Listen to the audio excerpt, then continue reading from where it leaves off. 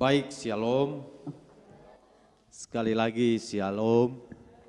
Nah, puji akan nama Tuhan. Kita bersyukur buat kesempatan ini, di mana kita boleh sekali lagi Tuhan izinkan kita untuk bisa memuji dan memuliakan Tuhan. Dan pada kesempatan ini saya akan ajak kita buka firman Tuhan di dalam kitab Ayub pasal 1.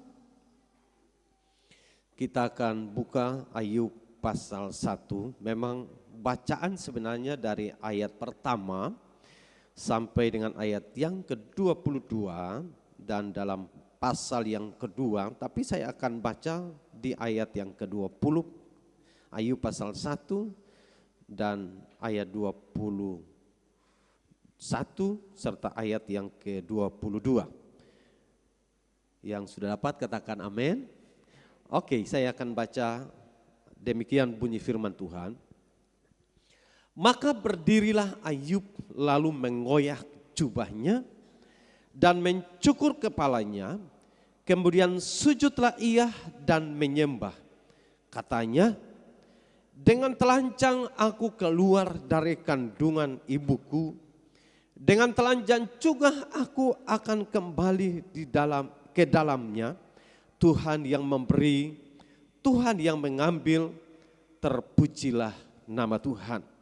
Dalam kesemuanya itu, Ayub tidak berbuat dosa dan tidak menuduh Allah berbuat yang kurang patut. Nah, saudara yang dikasihi Tuhan kita Yesus Kristus, hari ini kita akan belajar bersama dari ayat-ayat ini. Memang ada dalam beberapa penekanan, ada di dalam pasal yang kedua dan dalam pasal yang lain. Tapi kita akan belajar sedikit terkait dengan sebuah catatan Alkitab yang menurut saya ini sebuah catatan yang sangat luar biasa. Karena mengajarkan kepada setiap orang yang percaya bagaimana kita menjadi pribadi yang selalu konsisten di dalam mengiring Tuhan.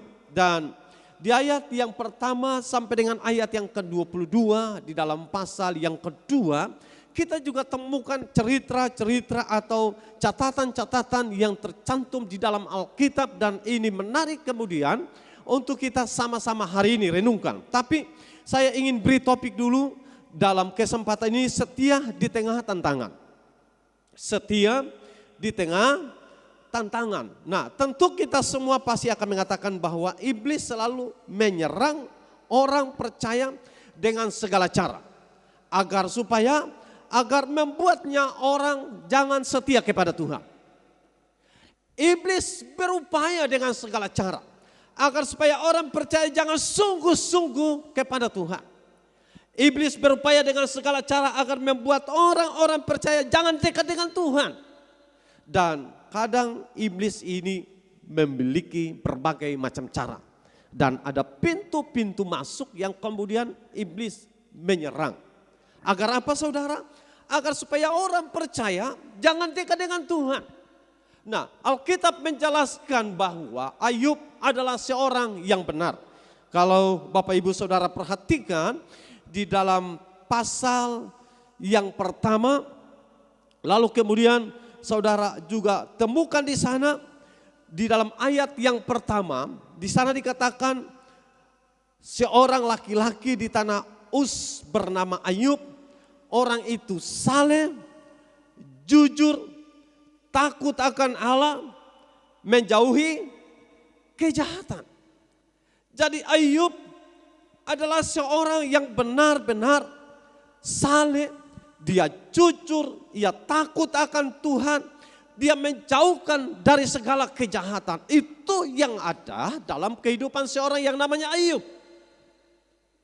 Di tengah kesalehannya, di tengah kejujurannya, di tengah pribadi yang takut akan Allah, di tengah pribadinya yang menjauhkan dari segala bentuk-bentuk kejahatan, iblis justru tidak senang.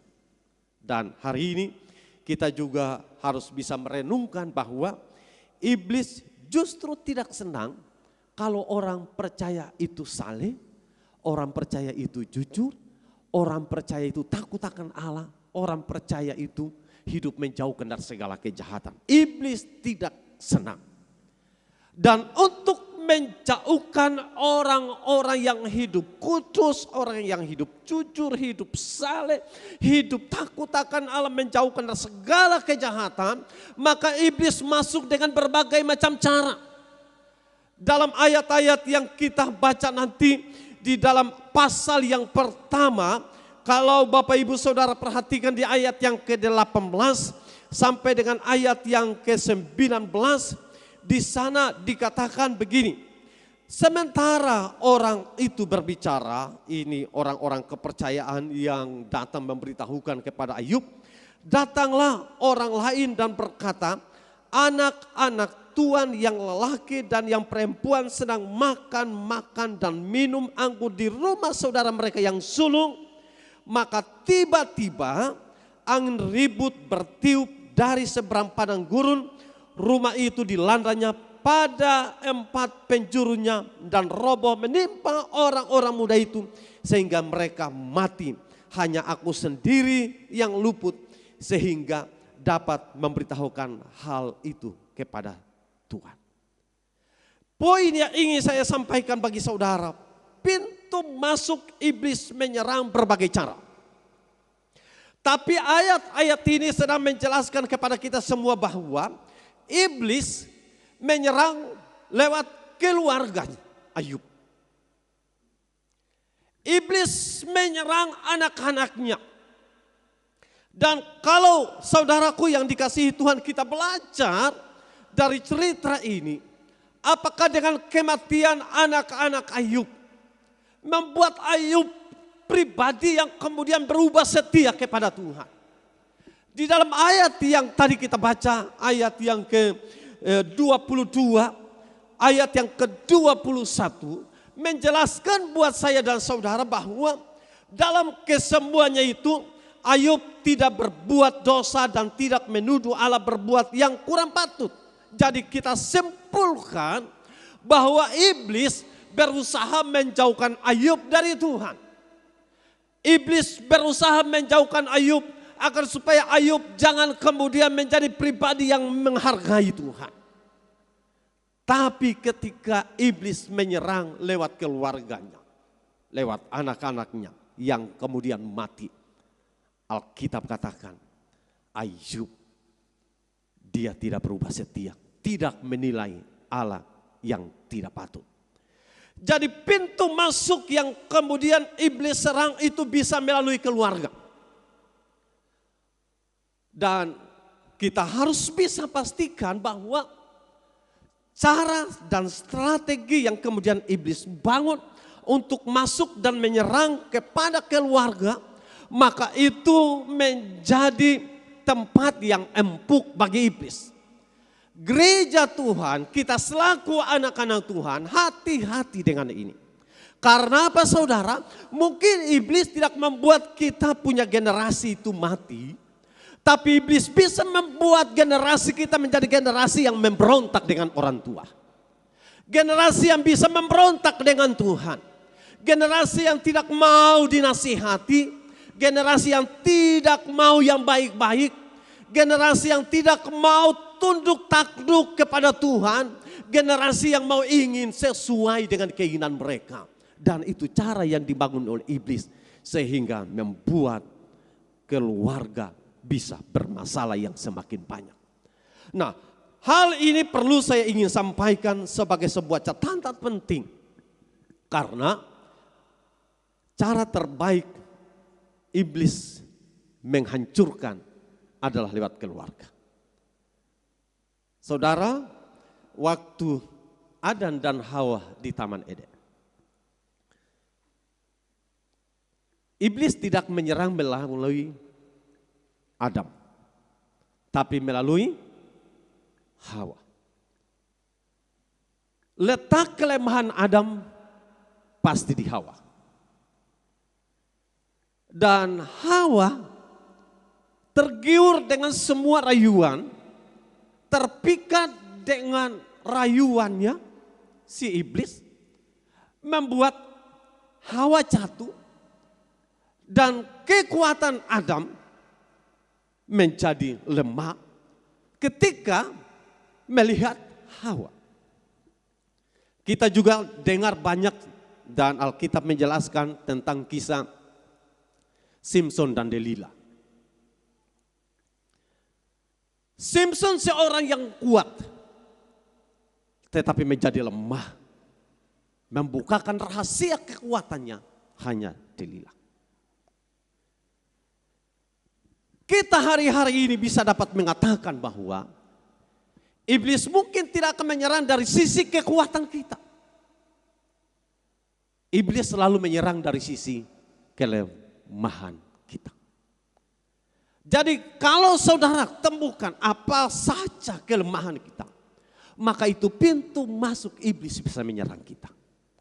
Jadi di saat kita tahu apa kelemahanmu, hati-hati dengan kelemahanmu. Karena iblis tidak akan masuk melalui kekuatanmu. Iblis masuk melalui kelemahan. Dan iblis akan berusaha memanfaatkan kelemahan kita. Agar apa saudara? Supaya kita jauh dari Tuhan. Kita bersyukur kalau kemudian kisah yang terjadi dari Ayub. Di mana Ayub bertahan tetap setia. Sekalipun informasi ini informasi yang menurut saya informasi yang menyakitkan. Karena anak-anak Ayub bukan 1-2 orang. Alkitab mengatakan ada kurang lebih ada 10 orang di sini. Ada 7 laki-laki, ada 3 perempuan. Dan mereka selalu mengadakan pesta bergiliran, berganti-ganti. Dari satu tempat ke tempat yang lain, dari satu anak kepada anak yang lain. Atau dari satu kakak kepada adik. Kemudian terus-terus bergiliran. Artinya betapa kehidupan keluarga Ayub pada awalnya sebuah keluarga yang harmonis. Dan Alkitab juga menyatakan setelah semua anak-anak melakukan pesta, Ayub bangun mezbah. Dia membangun mezbah satu demi satu dari sekian jumlah anak-anak. Dengan pikiran kalau anak-anaknya telah melakukan sesuatu yang berdosa. Dia bawa mezbah. Kalau mungkin dalam bahasa kita, dia bawa doa satu demi satu dari sekian anak satu dengan yang lain. Dia bawa Tuhan, kalau mereka sudah berdosa, Tuhan ampuni. Dia dengan begitu memperhatikan keluarganya. Dan iblis masuk bagaimana menghancurkan anak-anaknya. Dan hari ini kita tentu patut kita renungkan. Iblis bisa menyerang dengan cara apapun. Tapi anak-anak Tuhan harus tetap kuat di dalam Tuhan. Karena itu tempat yang empuk. Dia bisa menyerang istri, dia bisa menyerang suami. Iblis menyerang dengan segala cara, menyerang keluarga. Jadi kita semua yang sudah berkeluarga, hati-hati, iblis bisa menyerang lewat anak-anak. Iblis bisa menyerang lewat istri. Iblis bisa menyerang lewat suami. Kita jangan bicara orang yang ada di luar. Kita bicara dari di dalam. Karena ada orang mengatakan tantangan dari luar itu gampang. Tapi kalau tantangan dari dalam, itu jauh lebih berat dari tantangan dari luar. Dan iblis tahu kekuatan itu. Karena iblis masuk lewat keluar. Karena itu hati-hati bagi kita semua. Agar apa saudara? Agar supaya kita tetap kuat menghadapi tantangan. Dan tidak berubah apapun yang terjadi.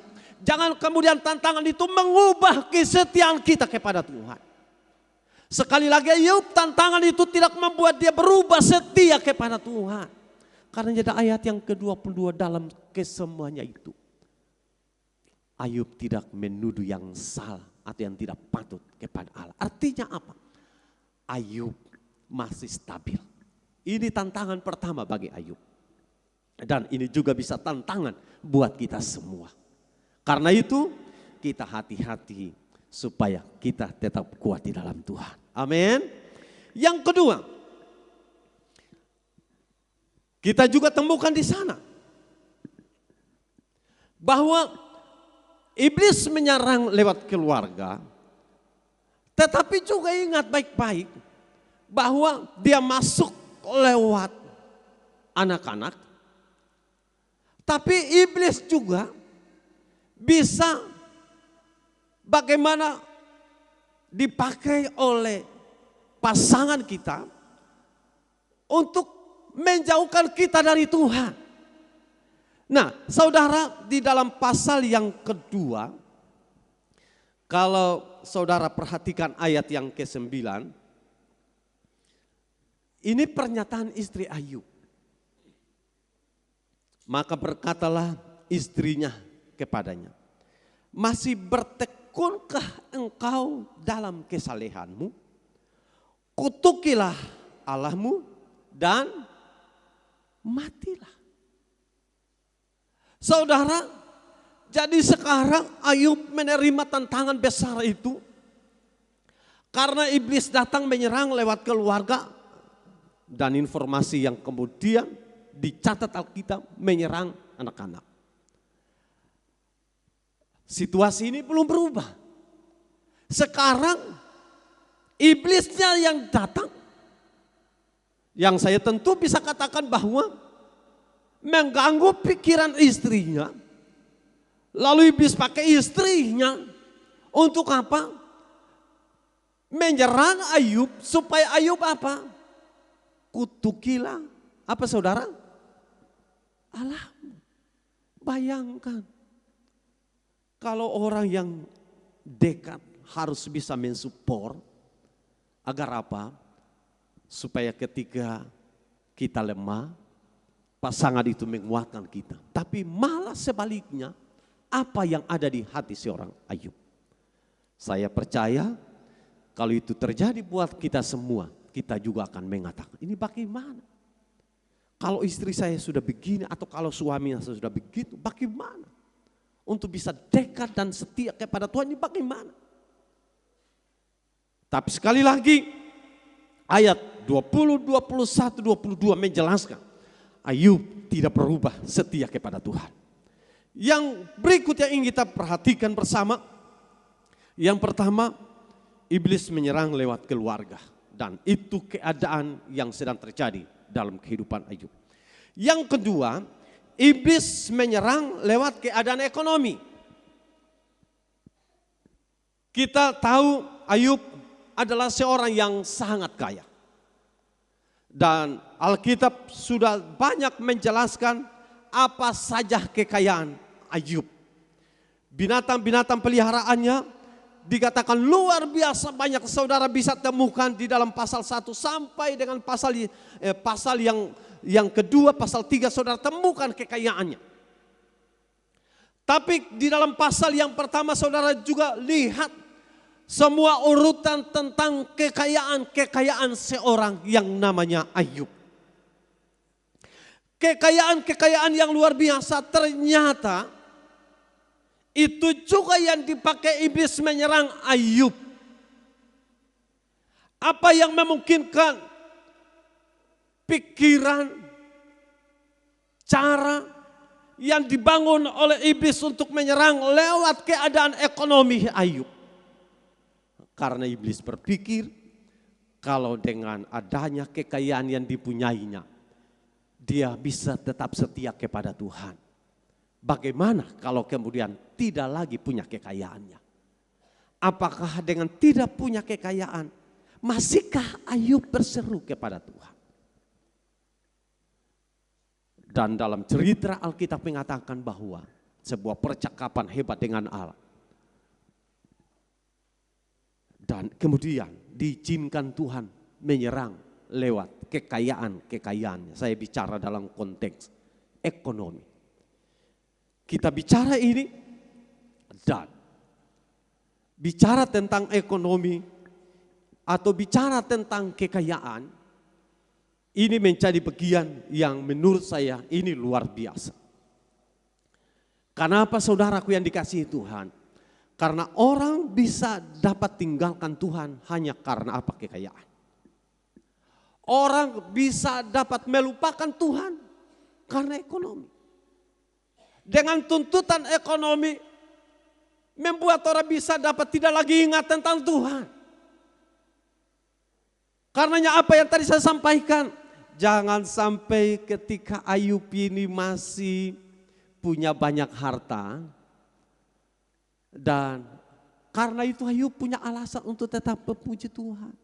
Bagaimana kalau Ayub sudah tidak punya apa-apa dan Tuhan izinkan Ayub tidak punya apa-apa?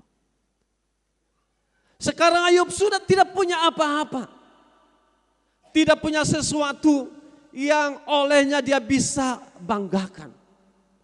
Dan biasanya kalau orang yang sudah terbiasa hidup enak, sudah terbiasa hidup dalam kemewahan, tiba-tiba dia sudah tidak punya apa-apa, maka kemungkinan besar orang itu tidak akan ingat tentang Tuhan. Karena dia sudah terbiasa, bahkan dia bisa persalahkan siapapun. Persalahkan orang-orang yang dekat dengan dia. Persalahkan orang yang adalah kawan-kawannya. Persalahkan keadaan, persalahkan malah kepada dirinya. Dan itulah yang kemudian iblis pakai. Bagaimana menyerang Ayub lewat keadaan ekonominya. Tapi yang kemudian luar biasa dalam kesemuanya itu, Ayub tetap standby mengiring Tuhan. Hari ini saya juga mengatakan bahwa kita dengan status ekonomi yang biasa-biasa, mungkin ada orang yang lebih dari saudara. Tapi ingat baik-baik, iblis tidak hanya menyerang kita pada waktu kita menjadi orang yang kaya, tidak sedang dalam kemakmuran. Tapi iblis juga menyerang di tengah ketika kita tidak punya apa-apa. Dan kadang-kala di saat kita tidak punya apa-apa, justru iblis itu datang dan membuat penawaran-penawaran yang menarik. Kalau ikut saya, contoh saja ada banyak film, ada banyak cerita-cerita, bahkan ada zaman dulu dengan tumbal yang kemudian mereka beri untuk bisa menjadi kaya, keadaanmu ekonomi bisa berubah, ada tumbal. Dan tumbal itu adalah sebuah kontrak dengan iblis. Supaya menjadi kaya dan menjadi sukses, maka ada tumbal. Dan tumbal itu menjadi sarana pintu masuk untuk mengalami sebuah kekayaan. Tapi sekali lagi, iblis selalu berusaha mengikat. Tumbal itu biasanya bukan hanya sekali, akan terus. Dan bahkan kadang-kala tumbal itu bisa dibutuhkan darah manusia. Dan karena itu ada banyak orang yang kemudian mereka kelihatannya kaya, tapi mereka tidak menikmati kekayaannya. Ada orang yang kelihatannya tidak punya kerja apa-apa, tapi kelihatannya memiliki kekayaan yang luar biasa. Akan menjadi sebuah pertanyaan, dari mana kekayaan itu? Karena hanya agar supaya menjadi kaya, dia menghalalkan segala cara supaya dia bisa menjadi seorang yang makmur. Sadar atau tidak, tapi sebenarnya dia sedang dalam sebuah jebakan setan, sehingga pada akhirnya kalau dia tidak penuhi tumbal, maka dia akan makan sang tuan. Dan harus saya katakan, iblis tidak hanya sedang menyerang dalam kekayaan, iblis menyerang dalam kemiskinan, dan tawaran-tawaran itu bisa datang menggiurkan. Gereja Tuhan, anak-anak Tuhan, perhatikan ini, bahwa orang percaya hidup bukan terletak pada kekayaan atau pada kemiskinan. Orang percaya itu hidup di dalam roh takut akan Tuhan. Karena itu saudaraku yang dikasihi Tuhan, Ayub mengatakan, dengan telanjang aku datang, dilahirkan ke dalam bumi. Dia keluar dari kandungan ibu. Dengan telanjang pula dia kembali. Terpujilah nama Tuhan. Artinya bukan soal kemudian hari ini dia memiliki apa-apa. Dan bukan juga soal karena dia tidak punya apa-apa. Tapi soal dia adalah saya mau tetap setia kepada Tuhan. Dia tidak mau mendustai dirinya. Bahwa Allah yang telah memelihara dia dari sejak waktu dia lahir tidak punya apa-apa. Dan bahkan hari ini dia juga tidak punya apa-apa. Karena semua yang dia punyainya ternyata sudah menjadi kosong. Kembali saldonya menjadi nol. Dia kemudian mengatakan bahwa dalam kesemuanya Ayub tidak menuduh yang tidak patut buat Allah. Jadi ini pelajaran yang kiranya menolong kita semua. Agar supaya orang-orang percaya, anak-anak Tuhan, ingat baik-baik. Tuhan selalu menolong kita dan pertolongannya itu tepat pada waktunya.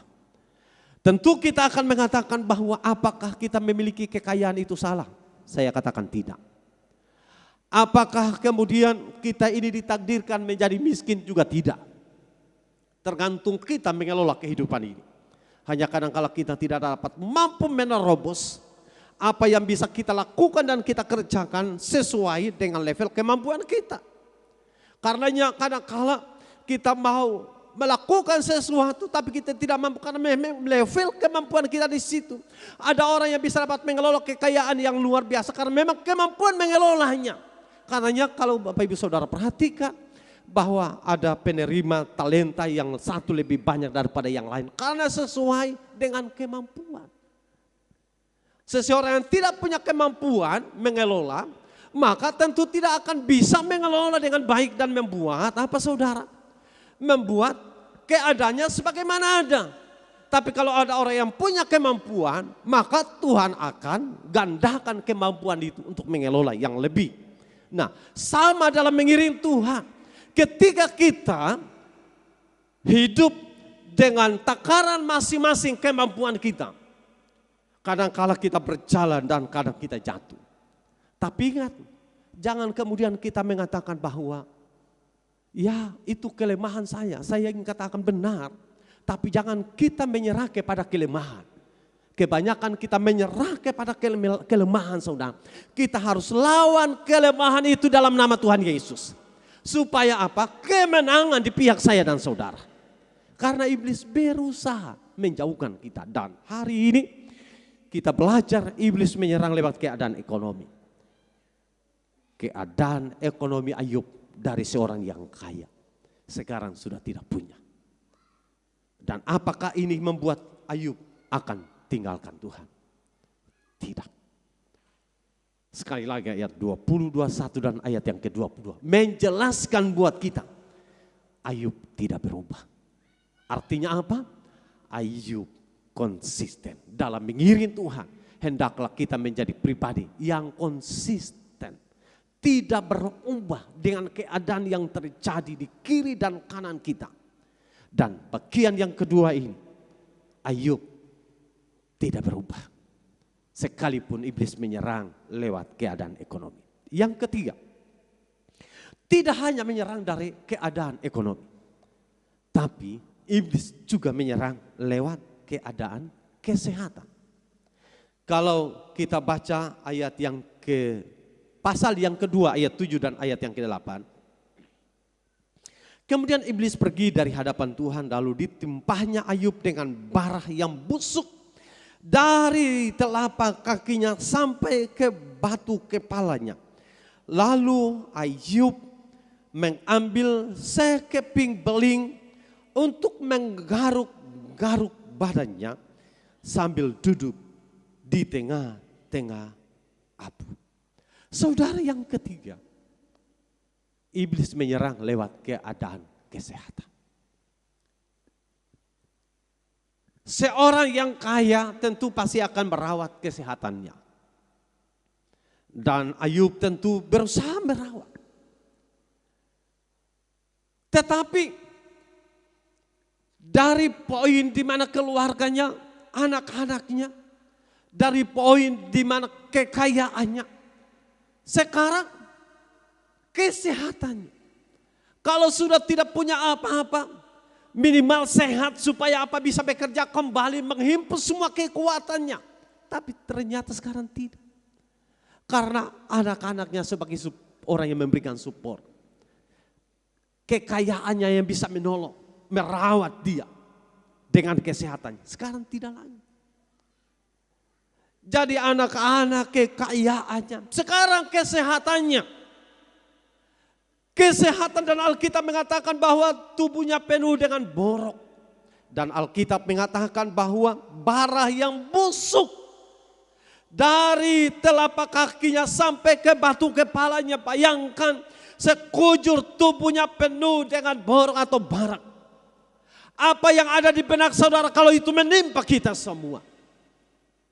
Kita akan mengatakan beta sudah tidak punya apa-apa. Sekarang beta lagi sakit dan sekarang sudahlah kalau mau mati silakan mati. Mau apa lagi? Istrinya saja datang dan kemudian katakan kutukilah alam dan matilah. Saudara, ini pernyataan-pernyataan yang menurut saya pernyataan-pernyataan yang tidak membuat Ayub akan selalu setia kepada Tuhan. Di tengah keadaan kesehatannya yang tidak memungkinkan untuk dia bisa dapat bekerja, saya percaya pada situasi itu.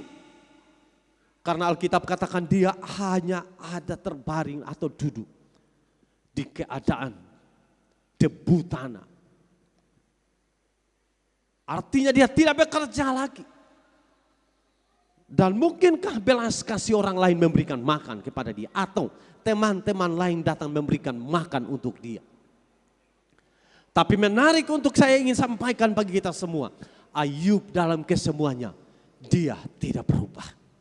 Hari ini menarik untuk kita renungkan bersama. Iblis menyerang lewat keluarganya. Ayub konsisten tetap tidak berubah. Iblis menyerang lewat keadaan ekonomi. Ayub konsisten dia tidak berubah. Iblis menyerang lewat keadaan apa saudaraku? Lewat keadaan kesehatan Ayub. Ayub dia tidak berubah. Dan ini menarik untuk kita sampaikan bahwa Tuhan menghargai orang-orang yang selalu konsisten dengan Tuhan. Tuhan menghargai orang-orang yang tidak berubah. Keadaan yang seburuk apapun, dia tetap konsisten mengiring Tuhan dan Tuhan menghargainya. Dan biasanya pemulihan terjadi bagi orang-orang yang sabar menanti pertolongan Tuhan. Ingat baik-baik, orang yang sabar menanti dengan diam pertolongan Tuhan sambil tetap menjaga hati agar senantiasa berpaut dengan Tuhan, Tuhan menghargainya. Kenapa Tuhan menghargai? Karena Tuhan suka dengan orang-orang yang setia. Dan di tengah keadaan yang demikian, Ayub tetap setia. Saudara yang dikasihi Tuhan, apa bukti Allah melakukannya? Di saat Ayub tidak berubah, dia setia di tengah tantangan. Hari ini kita juga mari renungkan. Di saat engkau menghadapi tantangan, jangan pernah berubah. Setia dengan Tuhan.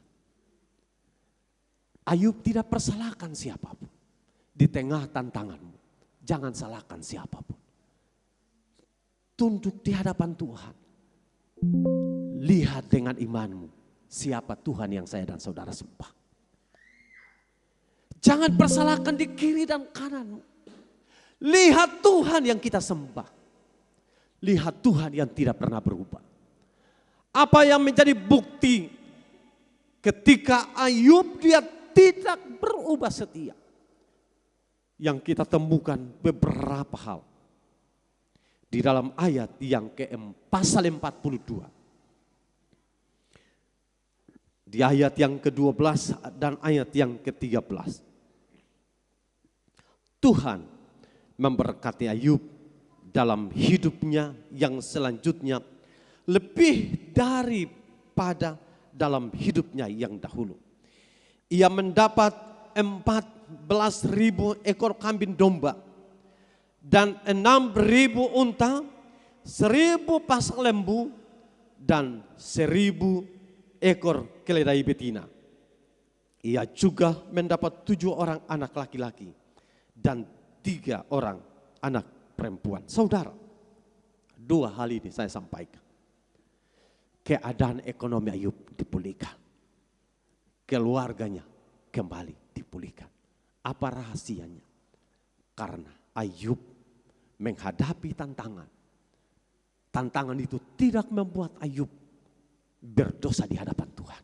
Ingat, keadaan tantangan membuat kita bisa berdosa dengan Tuhan. Mungkin orang mengatakan, bagaimana mungkin bisa? Karena dengan adanya tantangan, orang bisa dapat murka dan menyangkal tentang Tuhan. Dan bahkan mereka tidak percaya kepada Tuhan lagi. Mereka percaya kepada siapa? Percaya kepada kekuatan kuasa yang lain. Orang bisa menghalalkan segala cara. Tapi Ayub tidak. Menyerang keluarganya. Menyerang keadaan ekonominya. Menyerang kesehatannya. Ayub tidak berubah. Dan itulah yang kemudian ketika Ayub mengakui kehebatan Tuhan, dia katakan bahwa dari kata orang saja aku mendengar, tapi hari ini aku menyaksikan. Jadi kalau Bapak Ibu Saudara baca keseluruhannya, saya bisa membahasakan dan mengatakan, saya sendiri menyaksikan betapa Tuhan yang orang lain hanya mengatakannya. Tapi kalau saya menyaksikan kehebatan Tuhan. Setiap tantangan Tuhan izinkan. Supaya kita tidak hanya sebatas mendengarkan apa kata orang. Tentang hebatnya Tuhan menolong kita. Tapi di saat tantangan itu datang buat saya dan saudara. Supaya dari mulut kita mengatakan, kalau tantangan itu orang lain alami, hari ini saya alami. Dan saya merasakan hebatnya Tuhan menolong saya. Dan sampai hari ini saya bisa setia kepada Tuhan. Karena saya merasakan betapa Tuhan tidak berubah. Karena itu saudaraku yang dikasihi Tuhan. Tantangan Tuhan izinkan. Dan iblis bisa menyerang kita. Tapi ingat, Tuhan selalu mengamati orang percaya. Orang yang setia Tuhan selalu awasi. Karena itu jangan pernah berubah. Sekalipun datangnya tantangan. Saya punya tantangan berbeda dengan saudara-saudara, berbeda dengan tantangan yang lain. Tapi sama-sama kita masing-masing. Dan setiap tantangan itu, dapatkah kita punya respon agar supaya kita tetap stabil. Untuk mengiring Tuhan dengan kesetiaan kita. Sekalipun kita sedang berjalan dengan memikul beban dan tanggung jawab serta tantangan itu. Apakah kemudian kita bergeser kesetiaan kita dari Tuhan? Hanya karena tantangan itu. Firman Allah mengajar hari ini. Tantangan itu sedang mungkin membuat perjalanan kita berjalan tidak lurus. Kita mungkin terlihat seperti bungkuk berjalan. Tapi ingat baik-baik. Pada waktunya Tuhan akan tolong kita semua. Hari ini kadang mungkin bisa kita belum lihat seperti apa pertolongan Tuhan. Ayub saya percaya belum lihat pertolongan Tuhan nanti seperti apa. Waktu dia anak-anaknya, keadaan semua binatang peliharaan atau kekayaannya, kesehatannya. Dia belum melihat nanti bagaimana. Tapi Ayub pasal 42 ayat 1 dan selanjutnya menyatakan apa yang dulu Ayub tidak pikirkan. Pasal 42. Tetapi aku tahu engkau sanggup melakukan segala sesuatu. Dan tidak ada rencanamu yang gagal. Ini muncul. Kenapa? Karena Ayub selalu berjalan di dalam prinsip setia kepada Tuhan. Sehingga rencana Tuhan dia tetap lihat. Ayub berjalan dalam komandonya Tuhan. Berjalan di dalam rel kehendak Tuhan. Sehingga rencana Tuhan dia temukan. Bayangkan kalau kemudian Ayub bergeser dari jalannya Tuhan. Dia tidak akan lagi melihat rencana Tuhan. Jadi sama dalam mengiring Tuhan, tantangan yang dapat menimpa kita semua. Ingat baik-baik, jangan engkau bergeser. Karena kalau engkau bergeser, engkau tidak akan temukan rencana Tuhan di depan. Engkau tidak akan mencapai penggenapan rencana Tuhan. Orang yang akan melihat penggenapan rencana Tuhan, kalau dia terus berjalan, sekalipun mungkin beban dan tantangan itu berat, dia berjalan lurus. Karena di depan penggenapan rencananya itu akan cantik bagi dia. Tapi kalau dia bergeser ke kiri atau bergeser ke kanan atau menyimpang keluar dari jalur Allah, dia terjauhkan dari rencana Allah. Dan akhirnya dia kehilangan rencana Allah yang sudah Tuhan nyatakan bagi dia. Karena itu, selama kita memikul beban tanggung jawab dan tantangan berat dalam hidup ini, ingat baik-baik, datang, duduk, diam, nanti pertolongan Tuhan. Karena Tuhan akan tolong kita semua. Kiranya Tuhan akan memberkati kita. Mari saya undang semua pelayan boleh maju di altar ini. Kiranya Tuhan akan tolong kita semua, sehingga di tengah serangan-serangan kekuatan iblis yang bisa menyerang kapan saja, tapi kita tetap setia kepada Tuhan.